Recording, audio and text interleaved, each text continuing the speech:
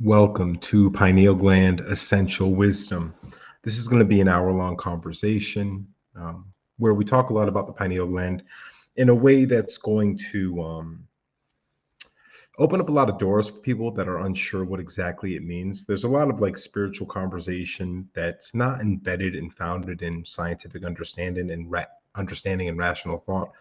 And so this is going to be a conversation on sort of peeling back the layers of the pineal gland and taking it from the esoteric to the exoteric, which means taking it from the mystery of what the pineal gland is to something that's very logical and reasonable, that anybody can apply in their life. If you know the cosmos on spiritual, esoteric, occult type concepts, and make them accessible to anyone who's interested in understanding this aspect of our experience here. So, without further ado, we're going to jump right into it. I got a couple notes. First, I want to discuss what the pineal gland is biologically. It's a very interesting gland. A lot of you have probably heard that the pituitary gland is your master gland, though other scientists and spiritualists of the past would argue that the pineal gland is the master gland. Here's some interesting facts about the pineal gland. For one, it regulates your circadian rhythm or your sleep cycle, okay? Which means it metabolizes melanin, serotonin, and DMT in the cycle, right? So when you get up in the morning, if your pineal gland is functioning properly, you start to produce serotonin. That's what gives you the feeling when you get up in the morning of excitement, energy, passion for the day, et cetera, et cetera. Makes you want to throw your hands up in the sky, look out into nature, and wonder what you'll do that day.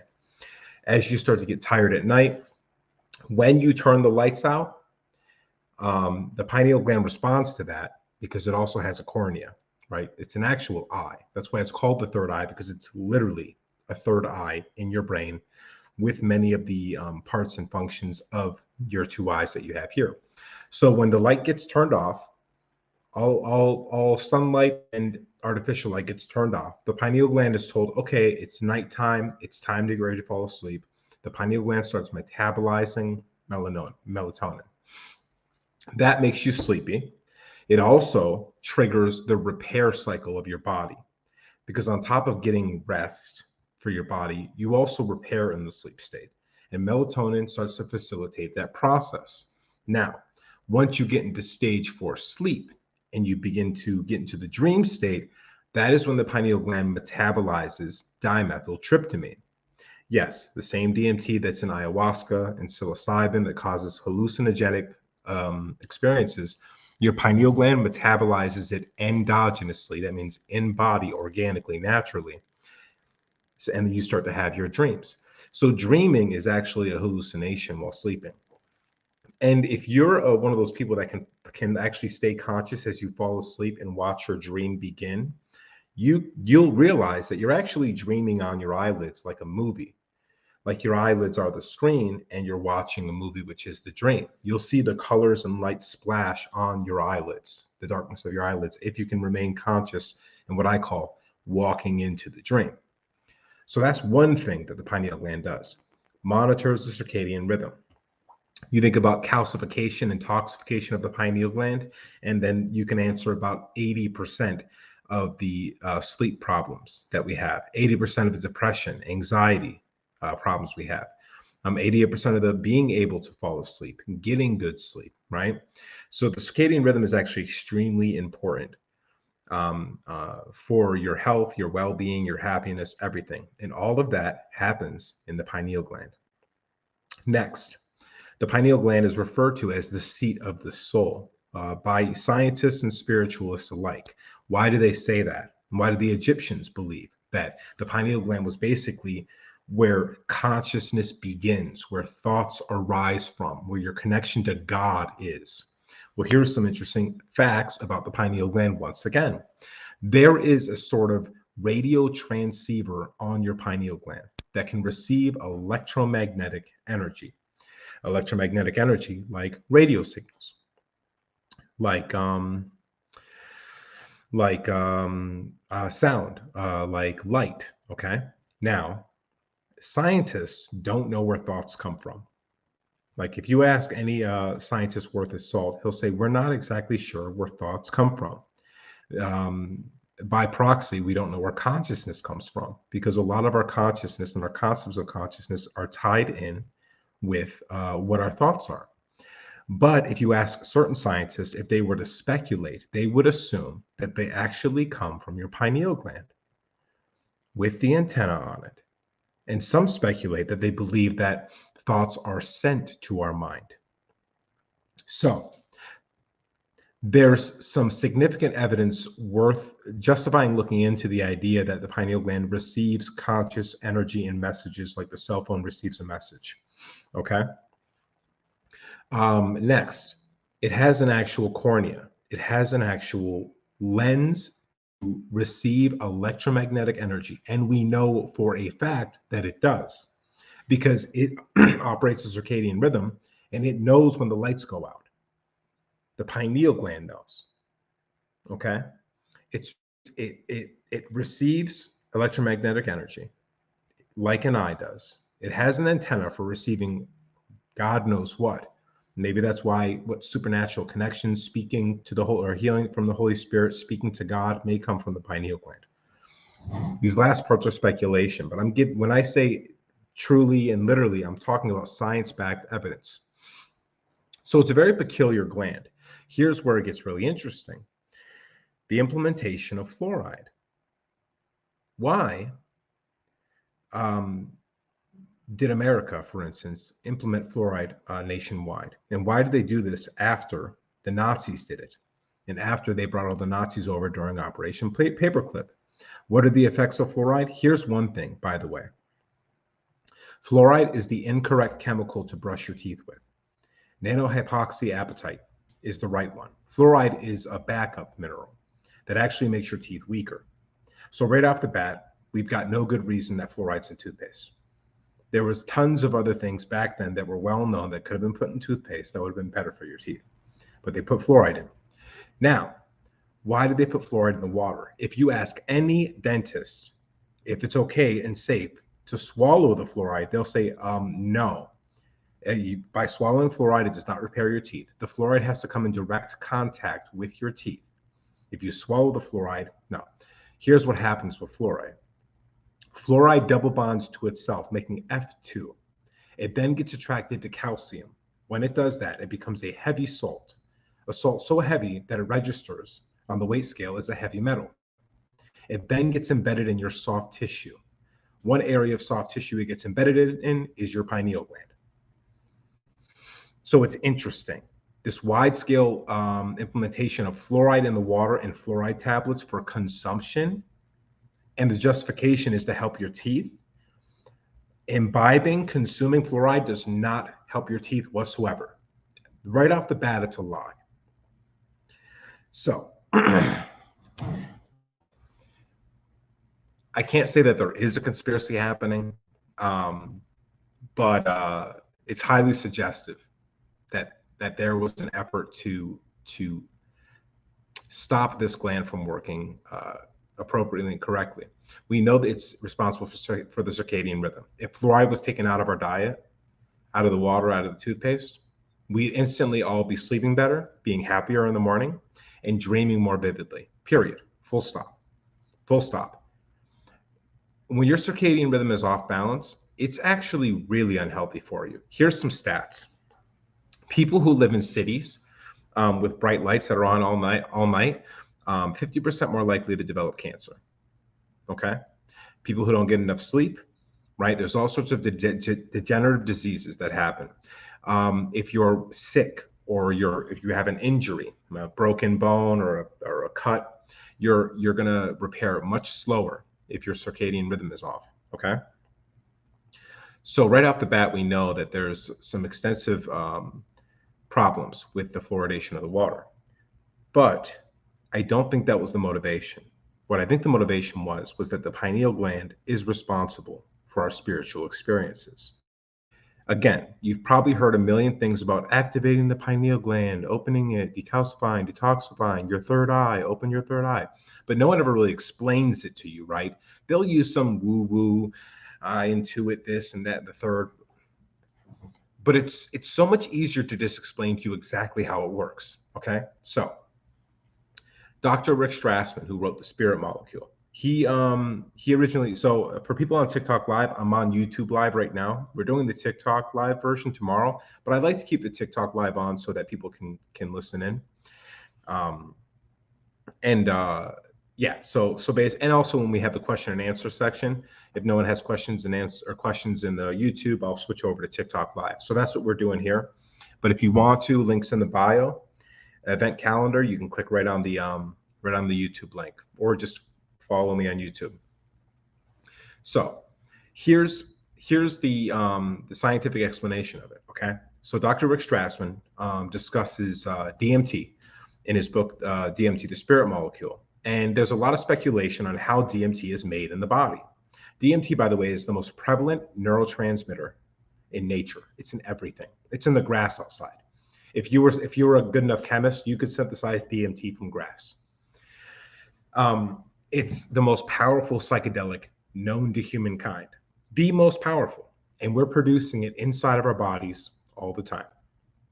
DMT is released and metabolized by the brain, by the pineal gland, at the following times: 49 days after conception of the child, the same day that a child becomes a male or a female, the same amount of time that the Buddhists believed it took for a human soul to reincarnate into its next body.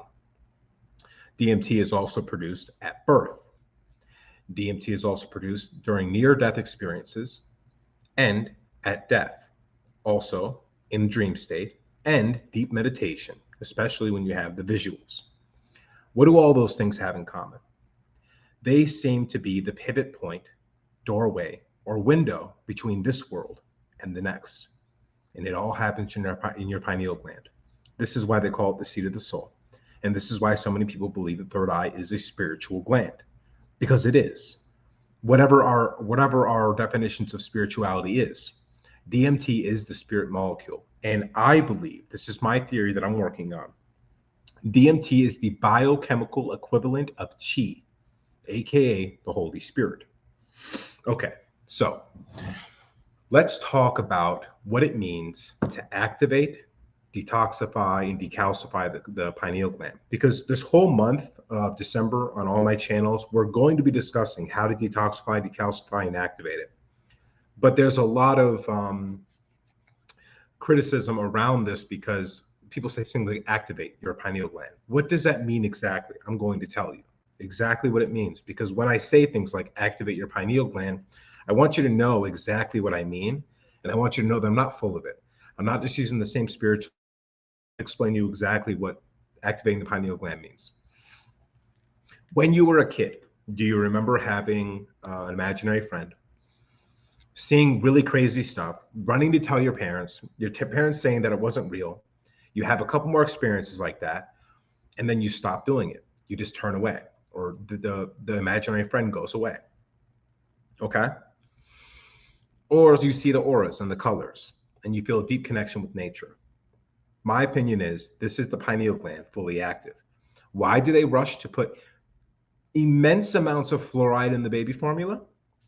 So much so that at a certain time, they warned you to not mix baby formula with tap water because it would reach poisonous levels of fluoride. Just by adding the tap water, which probably had a minuscule amount of parts per million fluoride, but that would literally send it over the edge. They were giving near toxic levels of fluoride in the baby formula to human beings that didn't have teeth. Let that sink in. That's called intentional. They're trying to calcify your pineal gland as soon as possible. As soon as you get off your mother's teat, they're trying to calcify your pineal gland so it does not function properly. Because if it did, you'd see fairies and angels and demons and spirits and auras, and you'd perform miracles. Period. Now, of course, this is my speculation. We're getting to the scientific part of this. That's why they did that. If you added tap water to baby formula, it would become toxic to the baby. That's how much fluoride was in it. That's how much fluoride was in it. to calcify the baby's pineal gland so we wouldn't have our spiritual sight. Full stop. That's what happened. Okay. So next thing. That would make sense at PNG. Yeah, PNG's all over that stuff. We know about PNG. That's a dark organization. Yeah, that would make sense. But I'm not sure.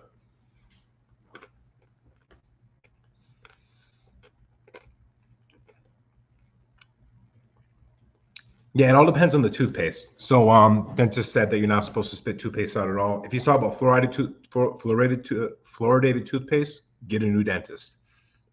If he's talking about nanohypoxyapatite toothpaste, yeah, you're supposed to leave that on your teeth. I mean, spit out the excess, but let that sit on your teeth. As long as it's nanohypoxyapatite. Don't do it if it's fluoride because you'll end up swallowing some of that. It's not good for you. Fluoride is very, very bad for you.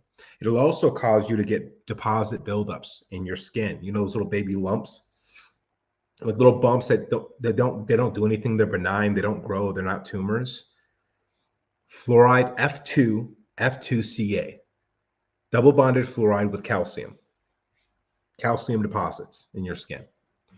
Okay, so next, we're talking about activating the pineal gland. Okay, so what happened? Why you're needing to activate your pineal gland is the same reason you as an adult need to go through a Kundalini awakening, because you Kundalini fell asleep, because your pineal gland deactivated when you were a child. The only reason you need to activate your pineal gland is because it got turned off, not because it's some great magic, esoteric, advanced thing of a spiritual guru. Okay, same thing with Kundalini awakening. It's not some super advanced esoteric thing that only some people do. There's levels you can rise higher as like a sage or a guru, but a Kundalini awakening is just actually getting back to normal.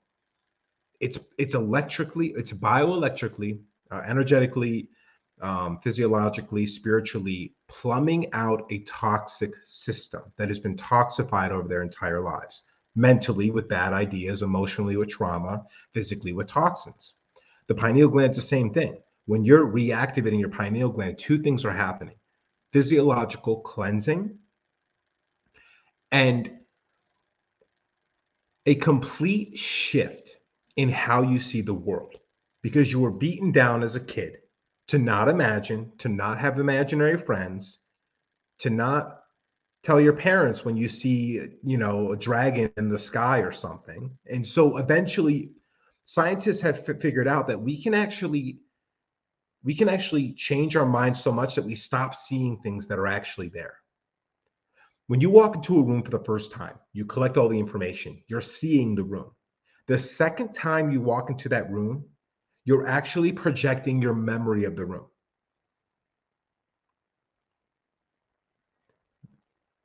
Really let that sink in. The second time you walk into the same place, you are not seeing it. You're projecting your memory of it. If something has changed, you'll notice that thing right away, right? You'll download that and you'll have that as the new room. Our brains are so powerful. You can actually convince yourself to not see something or see something a different way. Body dysmorphia, right? People who have body dysmorphia, they'll look in the mirror and they see a different person than is actually there. Their brain literally changes it. If you sit in front of a mirror and stare in low light, your face will change into a dragon, a tiger. Your brain will just be like, oh, why am I looking at this so long? Maybe I'm seeing it wrong. Let me shoot something. Let me change the image. You can do that with anything. So as kids, we've learned to turn it off. Through generations, we've also learned to turn it off because it's insane out there. The amount of we only perceive 0.2% of the universe without our third eye turned on.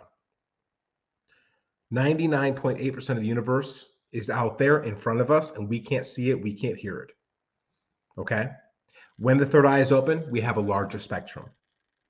Okay? Ghosts, spirits, lots of the aliens, interdimensional beings, leprechauns, fairies, they're just in the wider spectrum past red and violet. Okay?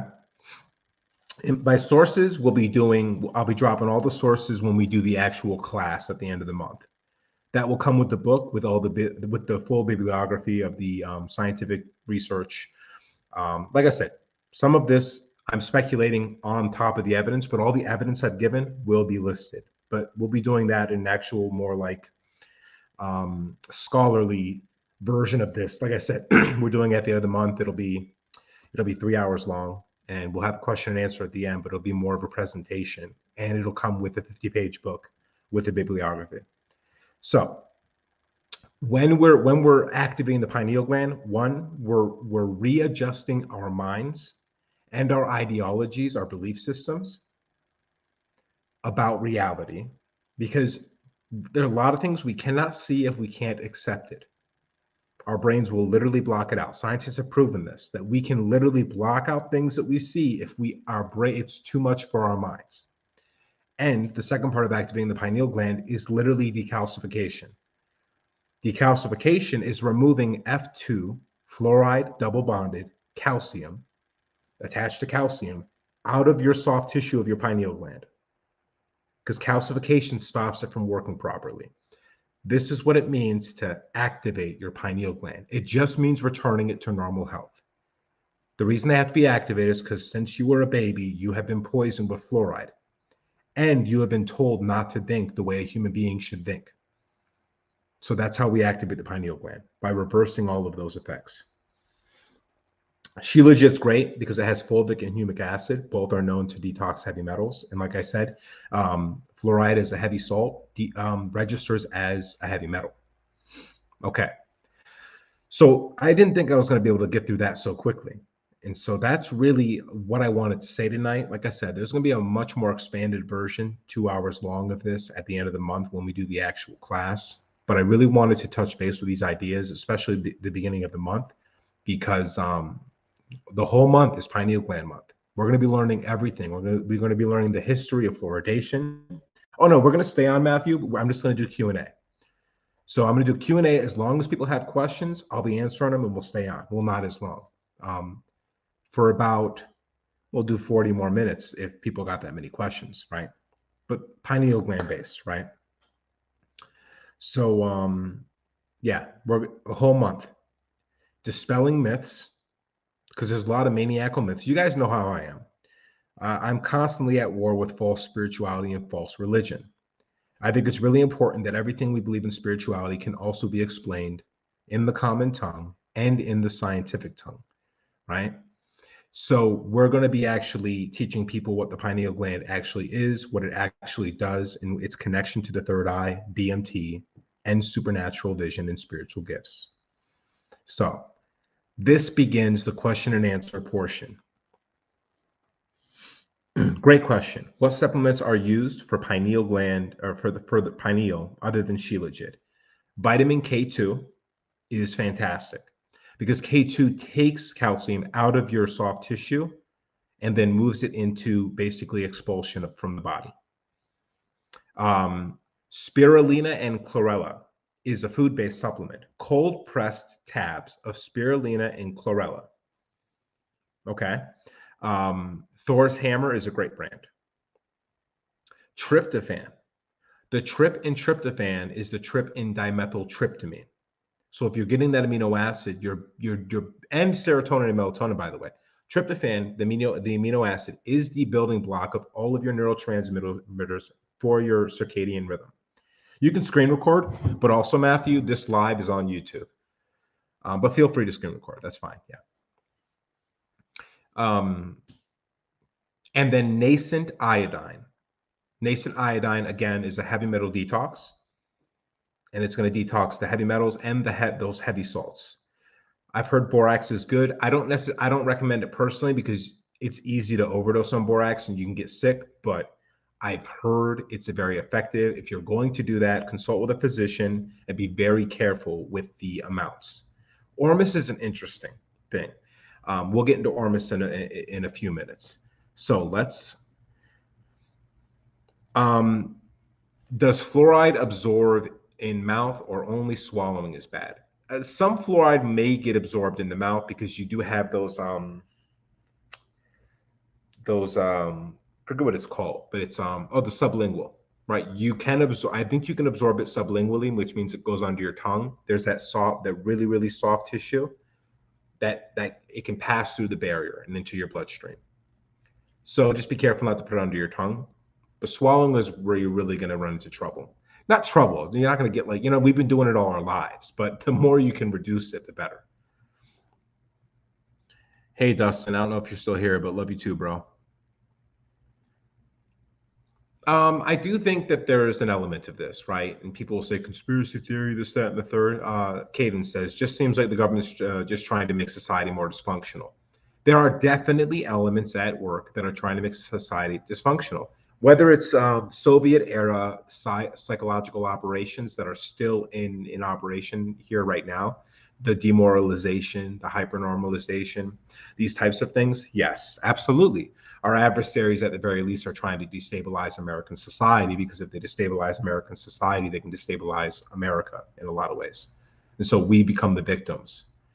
And many peoples around the world, from basically the longest war ever, World War III, which has been happening probably since the 1950s. We are basically the grass that gets hurt when the elephants fight. I believe it's a Sudani indigenous tribe phrase. When the elephants fight, the grass gets hurt. So it means like when the nations fight, the people get hurt. So yeah, there's definitely an element of that. Our own government, of course, because the more dysfunctional they can make us, the more dependent we become upon them. And governments as big as our governments that we have now rely on dependence of their citizenry, which means they need weak citizenry that are not skeptical, that do not engage in dissent, that is criticism of your state when they make mistakes. So yes, absolutely, they benefit from it. So does anybody. The film industry benefits from a dysfunctional society that has no critical thinking, because then they can make any movie and make money. Lauryn Hill said this about the music industry. They want to dumb down their listeners so they can sell them anything. It's not about art anymore. It's about making money, right?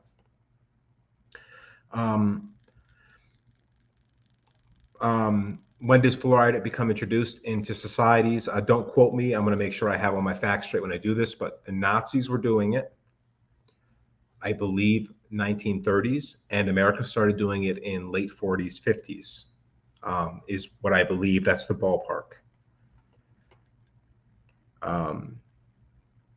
If does fluoride evaporate if I leave my water to sit and then does it? No, unfortunately not, because fluoride's so heavy. And since there is a lot of calcium in a lot of water sources, it's probably already double bonded to itself and bonded to the calcium in the water. So it won't come off on evaporation. It'll probably be that white stuff at the bottom of the cup when it evaporates all the way.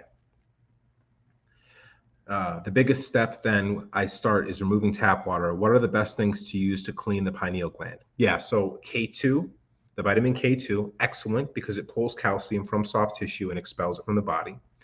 Shilajit is great because it has fulvic and humic acid, and any foods and vitamins that have fulvic and humic acid are going to be incredibly good for you. Chlorella and spirulina, cold pressed tabs, so these little green tabs, I might even pull them off my shelf in a minute to show you what I'm talking about, are incredible. They're also a superfood. They're like a base food that's just incredible for you. They're the next step after light. You're almost consuming light when you consume chlorella and spirulina. And by the way, all these links, everything is going to be in what's called the pineal gland protocol. If you click on my link, it's right there. It also has my meditations. It's going to have my book. It's going to have lots of links for my stuff, but also just recommendations for great meditations that I found on YouTube, the best books on this, the best just cool videos, all the supplements, everything you need for the pineal gland is going to be on the pineal gland protocol. You click my link, it's a button right at the top. Does sun gazing help to reactivate the pineal? I've heard the speculation on this. I do not have the data, but I'm going to research this and make sure we have it all lined up for that class at the end of the month, plus the book, the 50-page book that I'm doing. I'll make sure I add something in there about this. Next question. How do you think this knowledge can become more widespread to everyone? This seems like super important information. Thank you, Caden. It is. It's so important. It's essential. How do we get this knowledge out? By doing stuff like this. This is the best way. Continue making content. Post on Twitter. Make a video on TikTok. Do a YouTube. any way you can, learn more about this information and disseminate the information, and find interesting, fun ways to do it so people are really enjoying it. It's the best way. And like, you see what I'm doing? Like, I really focus on, okay, I want to explain the spiritual side, the fun, adventurous side, but I also want to back it up with science. So people are like, the skeptics won't have anything to say to you. The haters won't have anything to say. And also, anybody who's spiritual or non-spiritual be like, oh, that makes sense. And then they look and they find the research is real. Thank you all, and thank you, Peace Love 7777 for all the kind comments. And I will get to some Q&A on the TikTok, but like I said, we're doing the TikTok Q&A tomorrow, where I focus on that. And right now we're doing the YouTube. Once I get through all the YouTube ones, if there's any time left, I'll jump on here. But like I said, TikTok Live will be tomorrow, and I'll be answering just TikTok questions tomorrow. Yeah, so just disseminating the information, learning, and then giving it in person. It doesn't even have to be online. Discuss it, spread this information. It's so important, and balance it with the spiritual aspect, but then explain it rationally, logically, and with evidence. This is always the weakness we've had in the spiritual realm, is we haven't been able to connect it to be able to explain it to the layperson, to the non-spiritual person, and to the skeptical that needs scientific explanation. That is where we need to get stronger. Okay, next. From which foods do you get the 12 body salts or cell salts? Well, so a lot of the foods are like leafy green vegetables are really big for this. If you want to get most of your cell salts, go with kale, dark lettuces, those types. And dark leafy greens are going to be your best bet. But it's not a bad idea to get your combination 12 through Schussler cell salts or Highland. They're both great. I have both kinds. I have the chewable version. I have the dissolvable in water. But yeah, dark green leafy vegetables. And that's another thing that's going to be listed in the book too. But if you want to do a little bit of research, just type in, 12 cell salts, which one, and you'll have the list of them. Then you can type in each one, foods high in, and then put a cell salt or put cell salts in general, or put the specific name, and you'll get a lot more information on top of that. But I will provide this information in the book and the presentation.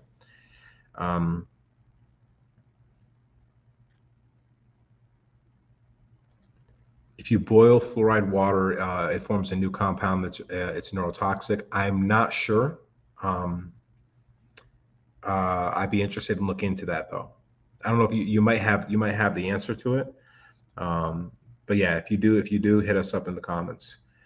With regards to drinking water, are we okay sticking with bottled spring water? You're okay, but you're not always okay, right? Like we know about the Dasani, the Dasani controversy, right? There's all sorts of bullshit in the Dasani water made by Coca-Cola, of course. So here's two problems. You don't know exactly what you're getting with spring water. It's overpriced. A lot of times it's dishonestly marketed to you. They'll say it's from one place, it's not. They'll say it's one kind of water, it's not. Sometimes it's repurposed water, it's recycled water, it's not natural spring water. And every time you buy a bottle of water, you put more plastic into the environment. And I'm not one of them climate change people, but it's obvious that plastic takes a long time to dissolve. And so if we can get away from that, the better. Bottled spring water is probably better most of the times. Do your research though on the brand. Make sure you're getting good stuff. Make sure you can like trace it back. It's the next best step after tap water. But even better than that is real distillation of water, and then you remineralize. Distilled and remineralized water that is treated like that actually happens to it is a great step. The best is to go to a natural spring that's tested. You go to findaspring.com. I think it's something like that. Just put in find spring water. It'll be the first link that pops up on Google. You can find springs across the entire country. And you'll be surprised at how often springs are. I'm in the middle of the Arizona desert, and there's two within an hour. One in Sedona, and that's where we get our water from.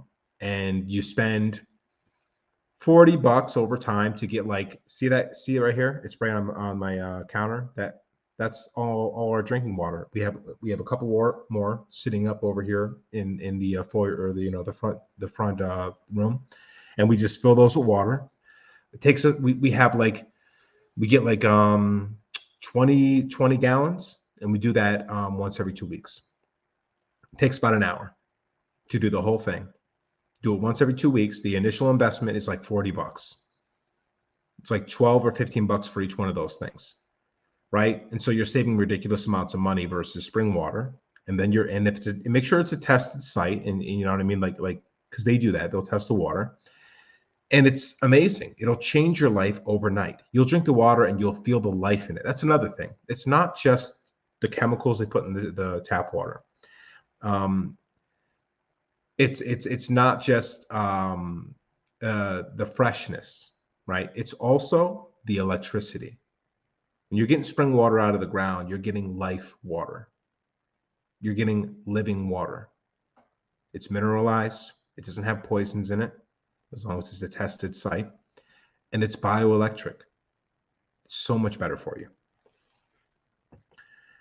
Do I use visualizations for cleaning the pineal gland? And can you give examples? Yes, I can. So I just created a new meditation. Well, it's an old meditation, but I've written it down and turned it into a guided meditation called the laser beam method. And essentially what I do is I imagine that the pineal gland is shooting out a laser beam, and it's like zzz, like you know, shaving off all of the salts and the calcification off the pineal gland. It's extremely powerful. That's something I actually sell on the store.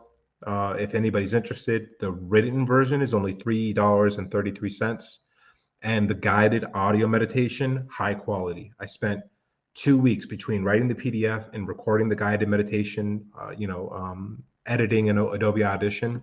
It's only six bucks and like 11 cents or 12 cents, like 6.11 or 6.12, $6.11. Excellent. It's a very powerful meditation. I do another one called the Throne Room, where I imagine myself going into my own mind and going into the middle of my brain and like turning levers. And there's a lot to it. It's very involved, but the visualizations are helpful. Now let's just real quick discussion on visualizations.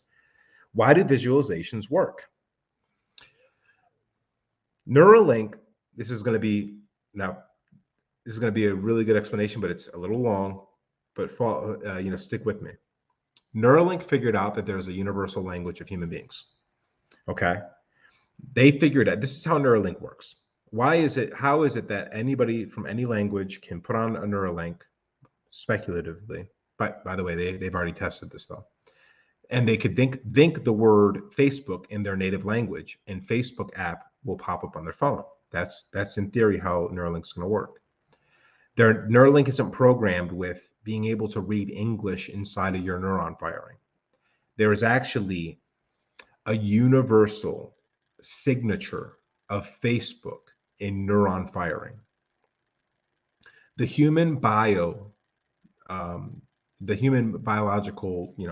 the body, it has its a universal language, which is translated from your conscious thoughts and your subconscious mind. So right now, everybody do a real quick thing with me. Raise your one finger, take a couple deep breaths, and I want you to think about the tip of your pointer finger. And I want you to imagine that you're increasing blood flow and electricity to it.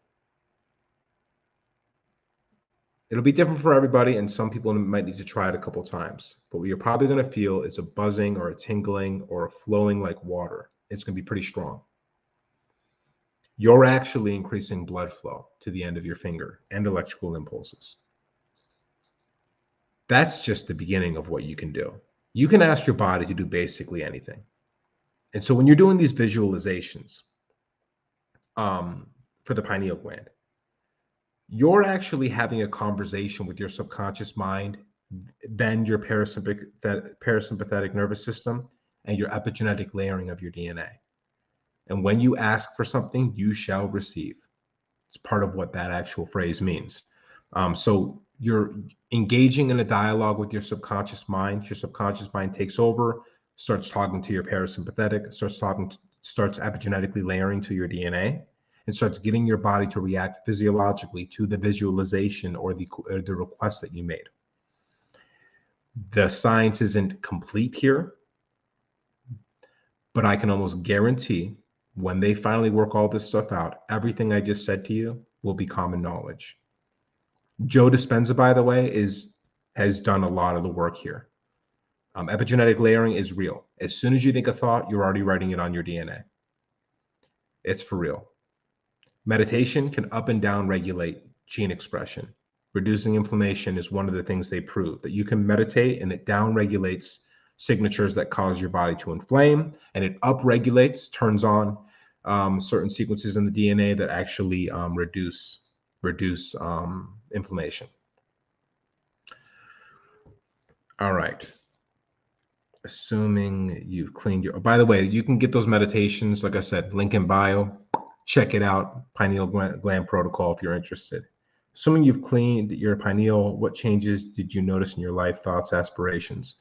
When you clean the pineal, you'll wake up feeling like a kid again, happy to start the day. There might be some other struggles in your life that slow that down, but you're definitely going to get a boost. Medically, scientifically, biochemically, when your pineal gland is functional and you've got the junk out of it, you will produce and synthesize more serotonin, period. So you will be happier. You'll fall asleep better. You'll dream more vividly. When you're feeling better in the morning, you'll have more aspirations. You will seek your joy. And so for me, mine was really intense. I started having massive amounts of lucid dreams, astral projections, visions of the future, what the future was going to look like, conversations with what I can only call a great spirit or God, which speaking in different languages I shouldn't know. Arabic, Hebrew, ancient Ethiopian, interestingly enough. And it would be spontaneous, right? Like I can't speak the language now, though I do believe eventually speaking in tongues becomes actually knowing the language without having to learn it by reading a book. My thoughts, expansive. One of the biggest things I saw as you open your pineal gland, by the way, this pranayama meditation, I have a link. It's a free YouTube video. Again, click on my link in any one of my bios and all my social media channels. Click on the link and go to, and I believe the Holy Spirit, DMT is the biochemical to the Holy Spirit. So the pineal gland is synthesizing Holy Spirit chemically. You breathe it in your lungs. There's traces of DMT in your lungs because I believe the beginning of synthesis happens in the lungs because you're breathing the chi, the Holy Spirit, which is carried on the air, into your lungs. It starts it there, brings it up into the pineal gland, and the tryptophan is added. Dimethyltryptamine is created. I believe it's the biochemical equivalent of chi, aka Holy Spirit. This pranayama meditation, for instance, when you do it, and when you're just opening your pineal gland, you will see past things. For instance, one time I did the meditation and the TV was on afterwards, but I had the volume off and I watched the advertisements in absolute horror. I immediately realized how much it was just meant to scare you. Even your laundry detergent commercial is meant to terrify you. And it does so with all sorts of colors, subliminal messaging. I wasn't even have the volume on, and I could feel the fear they were trying to push on me because my clothes were dirty. Terror. You'll see things like that, and you'll see past the illusions. Sometimes literally in physical space, you'll see things flex. You'll see grid patterns, and you'll start to see things that weren't there before as well. But deep aspirations, building aspirations, like the thing you always wanted to do with your life. And if you had $1 billion and you had to go to work again, it would be the thing you did, or the thing you wanted to do when you were a kid. Those things start to come back. Strength, real confidence. You become funnier and more like relaxed and laid back. It's all connected. And the sleep is profound. You'll be sleeping less time and getting more out of it. Again, scientifically backed, proven. You will be sleeping, you won't have to sleep as many hours and you will feel more rested. You're welcome, Dustin. You're very welcome. Thanks for the question. I love it. Do you consider working with plant medicines, increasing the cleansing, opening of the pineal gland, ayahuasca, psilocybin, rapé, sananga? I have done ayahuasca and psilocybin. Doing ayahuasca was the most important thing I ever did with my life. Um, till still to this day, it was incredible. Psilocybin I've done. It's pretty cool. Um, I've only done like 2.5 grams. I haven't done the 3.5 yet. But here's the advantage of an ayahuasca, especially an ayahuasca ceremony that has a legit shaman and there's ceremony around it. Remember, setting, and dosage. The amount you take, um, the mood that you're in, and the environment that you're in are really, really, really important. When you do an ayahuasca ceremony in a great situation with someone who knows what they're doing, incredible. You go in, 7-8 hours, you're out. Psilocybin, same as like 5 to 8 hours, depending on the person. You're in. If you're doing it the right way, if your setting is good, if your mindset is good, and the dosage is correct, you can have profound experiences. But I prefer doing it myself without drugs. And I've had more profound experiences through meditation and setting my mind and setting my intention and attention on DMT experiences. The most powerful ones I've ever had in my life were not using psychedelics. They're useful. I can't officially recommend you use them because I don't know what state you live in, if it's legal or not. I'm just doing that to protect myself. Obviously just be able to stay on this channel and continue doing these things. But they've had pretty profound effects on me. But the ayahuasca is the one I'd always go back to. Ayahuasca and San Pedro. San Pedro's active ingredient is mescaline. It's kind of the same as peyote here in the States. I would argue that San Pedro's the best, the absolute best, above all of them. The Super Saiyan of plant medicines.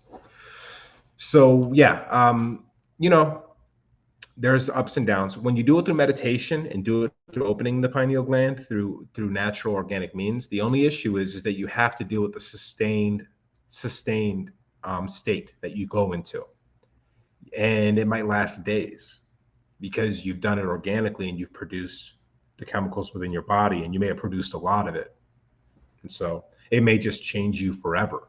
You might just be living the life of a magician. So that's something you have to deal with. With the psychedelics, obviously, it's a duration, and you can calculate the duration pretty good. You're in, you're in it, you're out. When you do it through meditation, you have to deal with the fact that your reality is pretty much shifted, and you're in a new reality, and there's no turning it off or waiting for the duration to end, right? If someone as big as Joe Rogan interviewed someone who's not an expert on this could change society. Have you ever tried reaching out to larger podcasts and organizations? I haven't done too much reaching out. The reason being is because much love to my followers. You guys are amazing. They do a lot of reaching out for me. They tag these people. They tag my videos. I think that's great. I do so much work in marketing and writing and recording and making these videos and stuff. I don't have any extra time to do that yet. We haven't been making enough money to hire virtual assistants or assistants in person to do that do that footwork yet. What I do is I put the intention all the time. I do this. I put the intention toward Joe Rogan's just scrolling on Twitter and sees a repost of one of my videos, like, looks into me, maybe waits a few months, sits on it, you know what I mean? Or anybody. What's the other one that's really good with those two guys? I think they're British. They just had Eric Weinstein on, or Chris Williamson, or maybe even Audrey Marcus. And I don't try to reach out too much. I don't think I'm at that level yet. You know what I mean? Like, I think I got some ways to go before I can get in the door with somebody like Joe, or Chris, or Eric, or Lex. But I look forward to it in the future. Absolutely. And also, Joe's had a couple people on. Michael Pollan, who writes for the New York Times, he used to be a foodie, and he got into the psychedelics. Dr. Richard Strassman, Dr. Rick Strassman is what he goes by.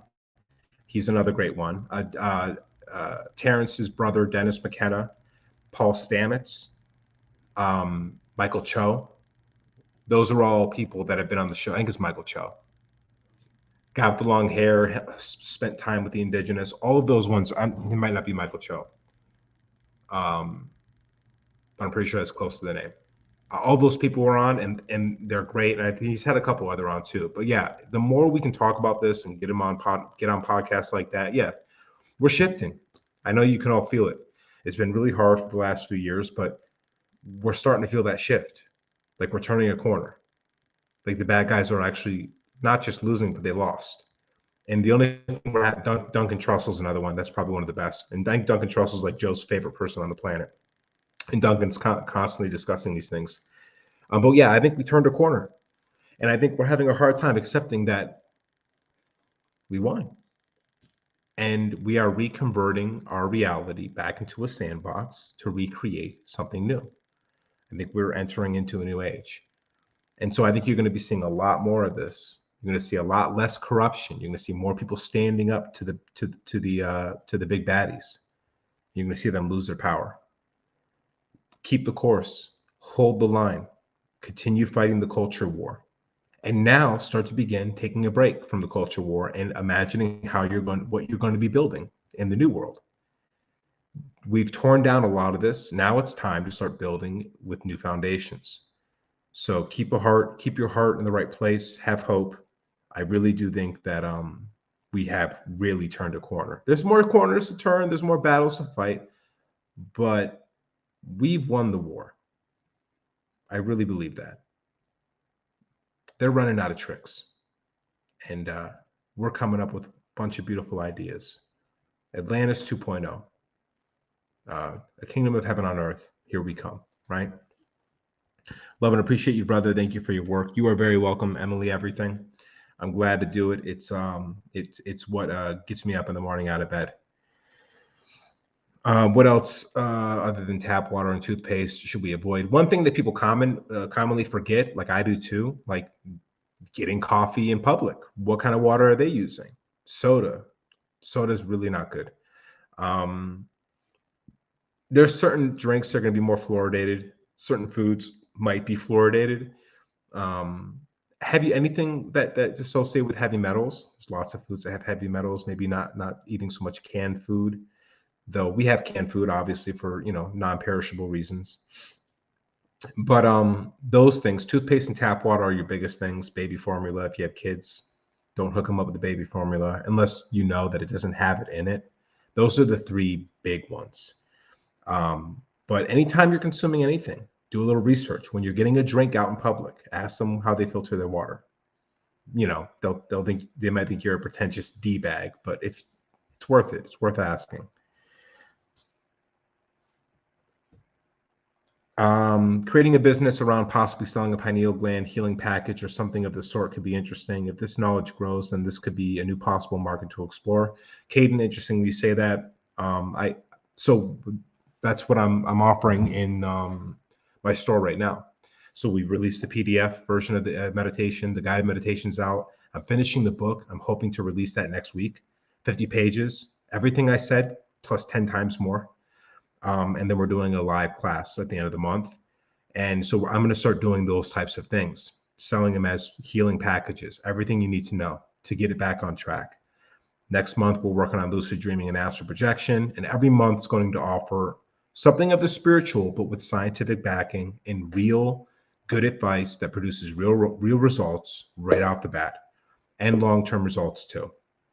So if you're interested in any of those things, we have a couple of them on the Pineal Gland Protocol button. When you click on the link, that's there. And along with, like I said, all the supplements that you need, they're listed right in the page. It takes a second to scroll. You see everything. Recommended books, recommended meditations, my meditations, everything.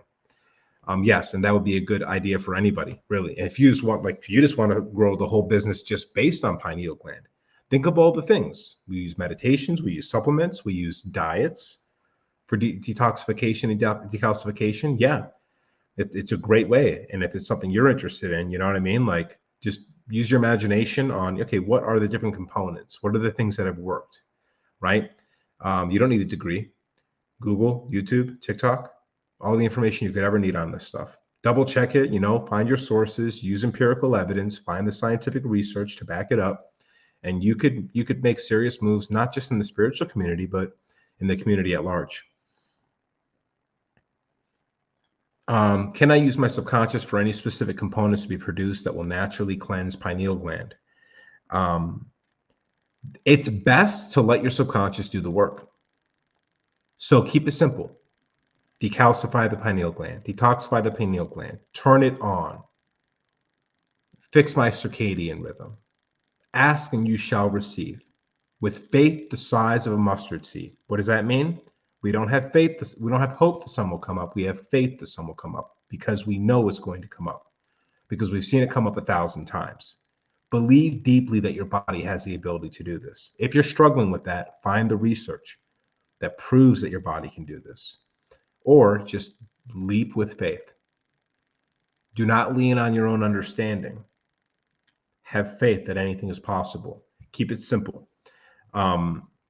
You don't have to speak any particular jargon or language to your subconscious. And visualize is the biggest thing. Visualize what it is you want. Visualize being a kid again, healthy, without all those poisons that we've been collecting over the years. Say, I want to go back to that body state. Write it in a notebook before you go to bed, close it, and make the ritual of closing it like you've unlocked it for it to happen. Lay down, maybe repeat that sentence to yourself a couple times as you fall asleep. It'll do wonders for you. Yeah, it's a great idea, Caden. I like where your head's at. Exposure, getting people to know what's going on here.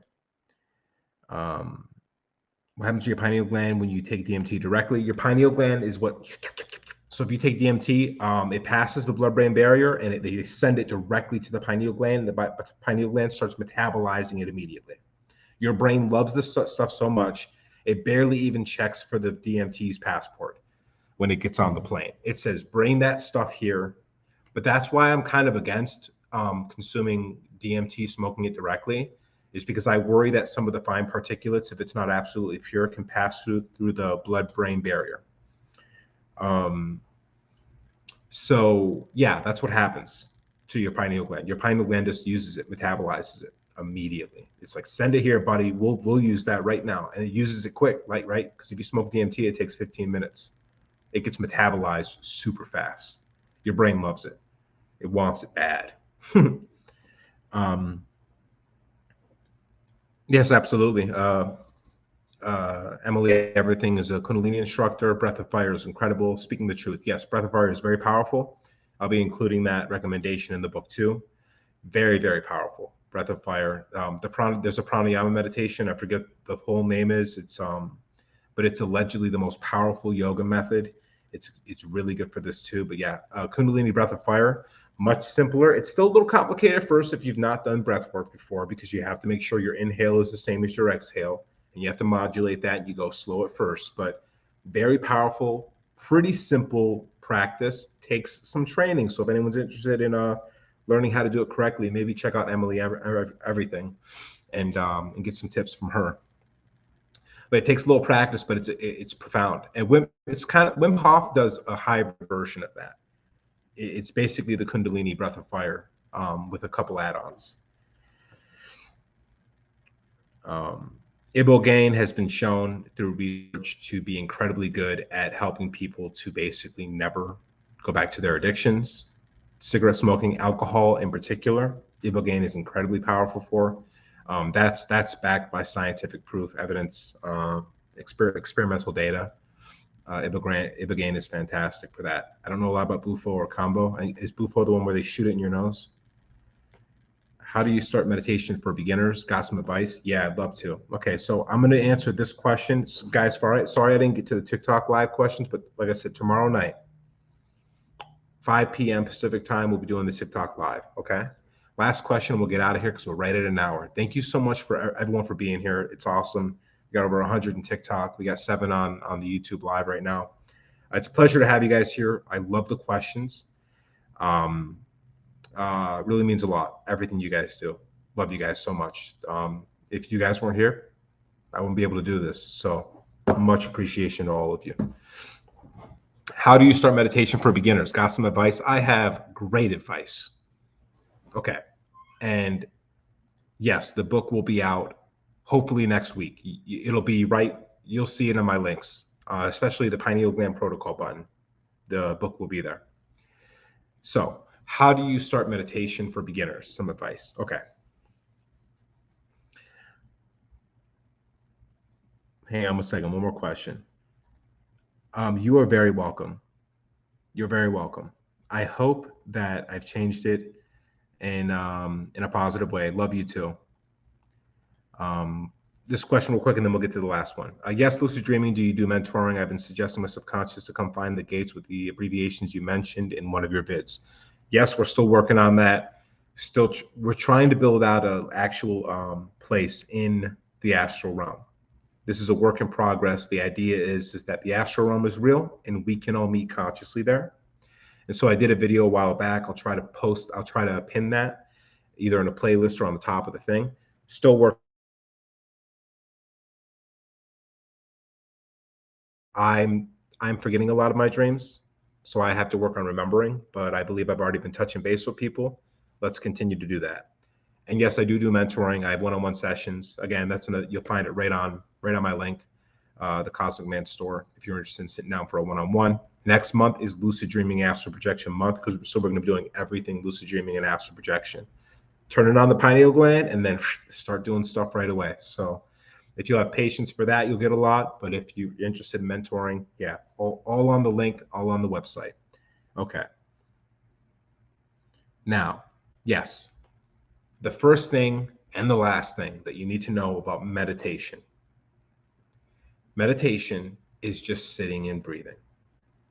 It is also standing and breathing, and walking and breathing, and doing the dishes and breathing. The first piece of advice I have for anybody in the beginners is don't think of meditation as meditation.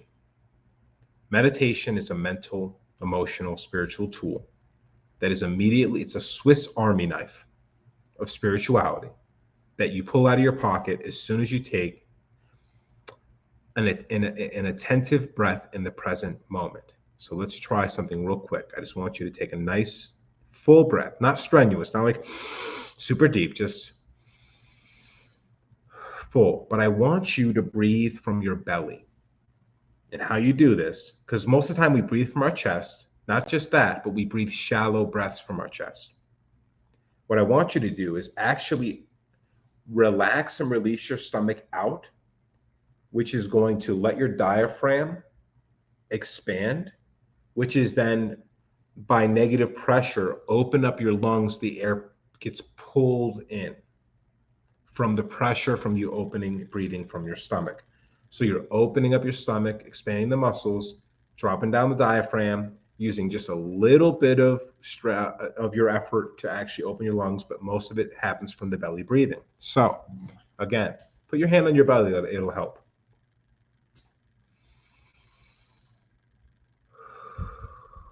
Feel your belly expand. If you don't feel it expand, you're breathing from your lungs only. You don't want to do that. You want to breathe from the belly and pull the air into your lungs.